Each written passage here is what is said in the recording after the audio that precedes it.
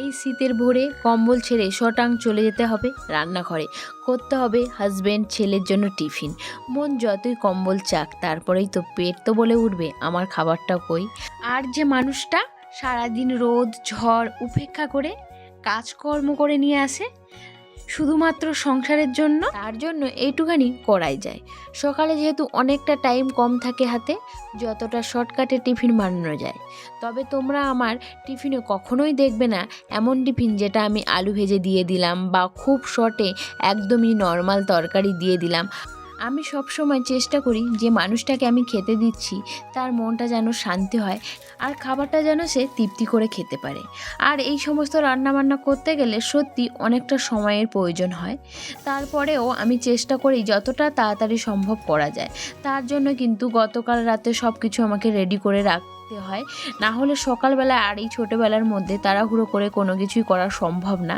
তো রাতেই আমি সমস্ত কিছু কেটে রাখি, পেঁয়াজ সবজি আদা রসুন, মানে আমি পরের দিন সকালে যা রান্না করব সমস্ত কিছুই রেডি করে রেখে দিই। না তো সকালবেলা উঠে ওই যে ভাবতে বসতে হবে কি রান্না করব, কোনটা দিয়ে কি করব, ওই ভাবতে ভাবতেই আধ ঘন্টায় সময় কেটে যায়। আর সকালবেলাটা 1 মিনিট সময় যেন অনেকটাই। তো আগের দিন রাতে আমি এই যে আটা ময়দা আমি মেখে রেখেছিলাম, আর আগের দিন একটুখানি ছানা ছিল, তো সেটাকেই একটু পুর বানিয়ে নিয়েছি। আজকালে ছানার পরোটা বানিয়ে দেবো। আর তার সাথে এখন যে ওই মটরশুঁটি উঠেছে, মটরশুঁটি আলু দিয়ে একটু আলু কষা করে দিয়েছি। সত্যি বলতে গেলে আলু কষাটা খুব সুন্দর হয়েছিল।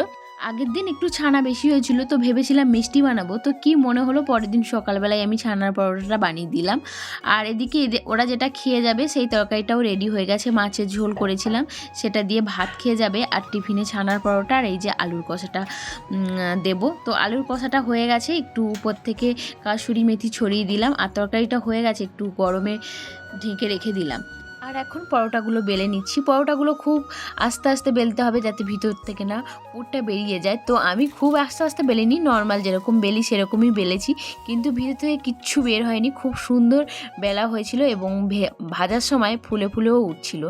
তো ফার্স্ট টাইম ছানার পরোটা বানালাম, এতটা দুর্দান্ত খেতে হবে কখনো ভাবিনি।